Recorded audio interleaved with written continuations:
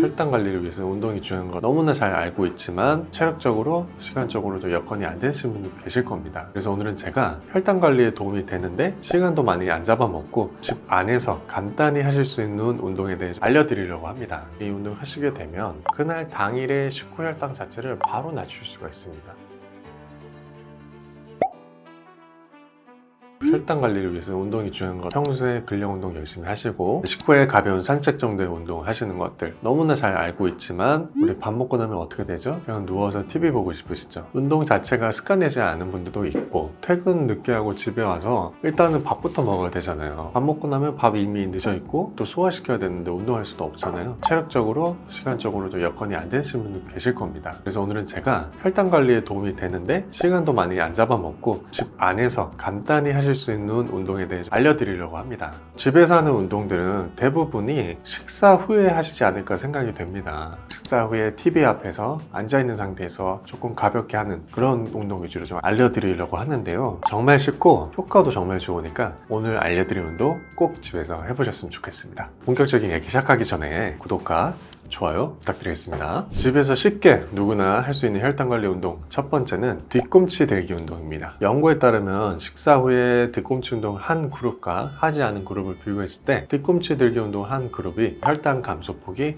훨씬 높았다고 합니다. 고령자 같은 경우는 낙상사고를 방지할 수도 있습니다. 고령자분들이 낙상사고로 인해서 생명을 잃는 경우도 은근히 있고 고관절이나 허리뼈에 골절을 일으키는 경우도 있습니다. 대부분이 발목이나 아랫다리 근육이 약해져서 발을 헛디뎌서 넘어지는 경우가 많은데요. 그런 것들을 예방하기도 너무 좋고요. 그리고 제2의 심장인 종아리 근육을 강화시켜서 전반적인 혈액순환을 좋게 만들어주기도 하고요. 제2의 심장이라고 말씀드린 이유는 한번 내려간 혈액은 중력이 있기 때문에 쉽게 올라가지 못합니다. 이럴 때 우리 가장 아랫부분에서 혈관을 펌프처럼 쥐어 짜줘서 심장으로 돌아갈 수 있게 도와주는 가장 중요한 근육이 종아리 근육이라고 생각하시면 될 것 같습니다. 사실 너무 쉬워서 설명드리기도 민망합니다. 앞꿈치는 땅에 붙인 채로 뒤꿈치만 들어주시는 겁니다.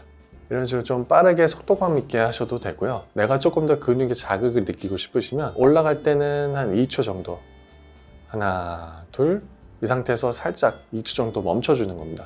멈춰주시면서 종아리 근육을 최대한 짜주세요. 그리고 내려올 때 2초 정도, 하나,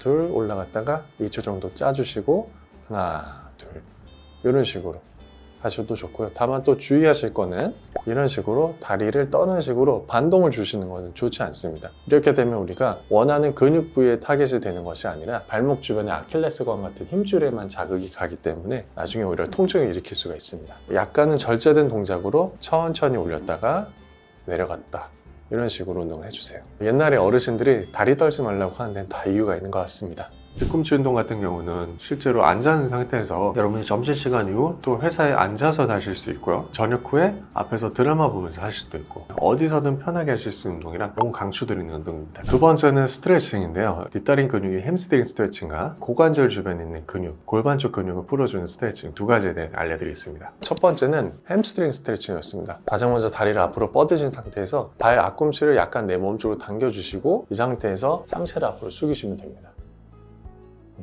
이렇게 되면 뒷벅지가 당겨지는 것이 느껴지실 건데요. 내가 갈 수 있는 선까지 천천히 내려가시고요. 이 상태에서 최소 5초 정도 버텨주시는 것이 좋습니다. 하나, 둘, 셋, 넷, 다섯 하고 올라오시고요. 이런 식으로 뭐 10번 정도 그리고 반대쪽으로 뻗어주시고 앞꿈치 내 몸으로 당긴 상태에서 상체를 지그시 앞으로 눌러주시면 뒷벅지가 많이 당기시는 것을 느끼실 수 있을 겁니다. 하나, 둘, 셋, 넷, 다섯. 옆에서 한 번 더 보여드리겠습니다. 무릎은 내가 편한 각도로 해주시면 됩니다. 펴도 되고 굽히셔도 되는데요. 앞꿈치를 또 내 몸으로 당긴 상태에서 최대한 숙여주시는 겁니다. 하나, 둘, 셋, 넷, 다섯. 두 번째는 이제 고관절 주변의 골반 근육 스트레칭입니다. 앞바다리 하듯이 한쪽 발을 반대편 무릎 위로 올려주시고 이 상태에서 내 팔과 상체로 무릎을 지그시 눌러줍니다. 이렇게 되면 오른쪽 고관절 주변이 많이 타이트해지는 것을 느끼실 수 있을 겁니다. 마찬가지로 최소 5초 정도 하나, 둘, 셋, 넷, 다섯 하고 풀어주시고요.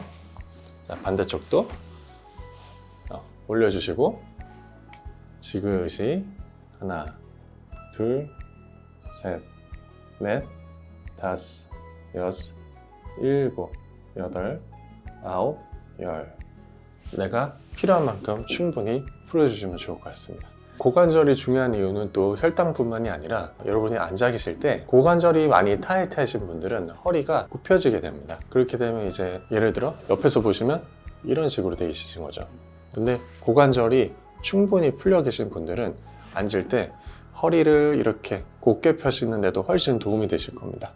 여러분들이 시간 되시고 기억나실 때마다 고관절 쪽 근육은 많이 풀어주시면 좋을 것 같습니다. 세 번째는 복근 운동입니다. 앉아서 몸을 약간 트위스트 하면서 하는 방식에 대해 알려드리겠습니다. 이거는 처음 하시는 분 조금 어려우실 수도 있습니다. 그래서 어쩌면 오늘 알려드리는 운동 중에 가장 최고 난이도일 수 있는데요. 하실 때 중요한 점은 여러분들 너무 허리를 숙이지 않는 겁니다. 허리를 약간 편 상태에서 계속 진행을 하실 거고요. 먼저 손가락을 껴고 머리 뒤에 두시고요. 이 상태에서 다리 한쪽을 내 가슴 쪽 정도 높이까지 들어주시고 반대쪽 팔꿈치로 다리를 찍어주시는 겁니다. 네, 해주시고 하나, 둘, 셋, 넷, 다섯, 여섯, 일곱, 여덟, 아홉, 열.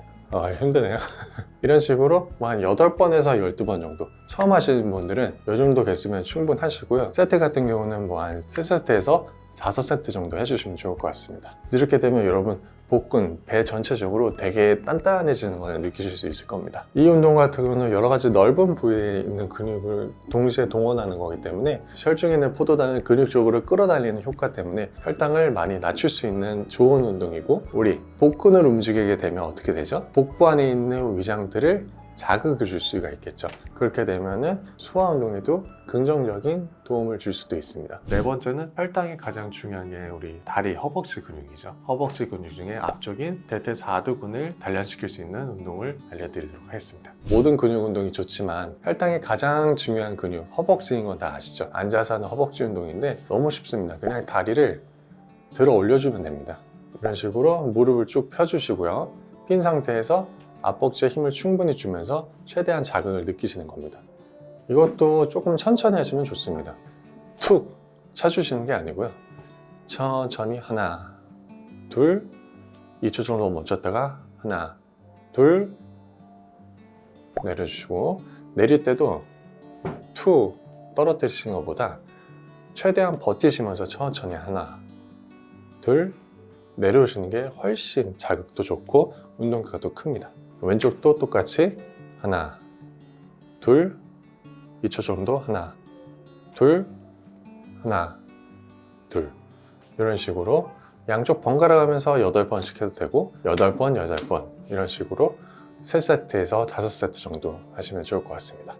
그리고 식후 운동의 가장 중요한 점은 크게 두 가지입니다. 첫 번째, 식후 15분 이내에 할 것입니다. 식사 후 운동을 언제 시작하느냐에 따라서 혈당을 낮춰주는 효과가 다른데요. 가장 좋은 시간대가 식후 15분 이내라고 합니다. 식후 30분이 넘어가면서부터는 그 효과가 점점 떨어지게 됩니다. 그리고 두 번째는 너무 고강도를 하지 않는 겁니다. 우리가 식사 후에 가장 중요한 것은 당연히 소화와 흡수겠죠. 소화와 흡수를 위해 장기적으로 혈액이 잘 가주화되는데 불필요한 고강도 운동 하다 보면은 장기로 가야 할 혈액들이 근육으로 뺏기게 되겠죠. 이렇게 되면은 제대로 된 소화 흡수를 못하게 될 수도 있습니다. 적절한 강도가 중요한데요. 적절한 강도로 운동을 하게 되면 오히려 근육에 자극을 줘서 근육의 자극이 소화기에 어떤 연동 운동에도 도움을 줘서 음식물을 이동시키는 데도 도움이 될 수가 있습니다. 적절한 강도라는 것은 여러분 식후에 산책 하시죠. 거창 운동 필요 없으시고 산책 정도의 강도만으로도 혈당을 충분히 내려줄 수 있다고 합니다. 그래서 저도 실제로 밥 먹고 나서 운동 못할 때,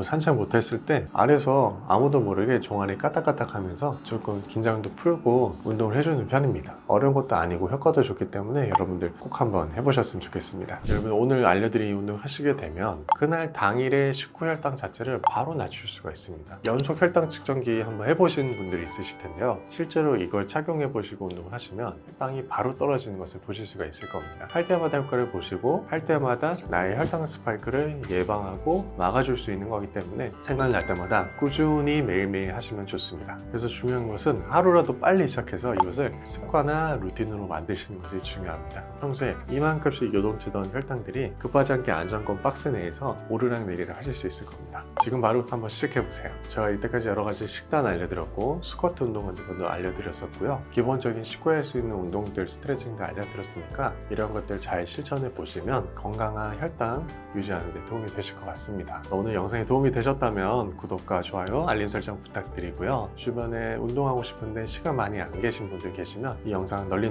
공유 부탁드리겠습니다. 그럼 저는 더 다음에 좋은 영상으로 찾아뵙겠습니다. 감사합니다.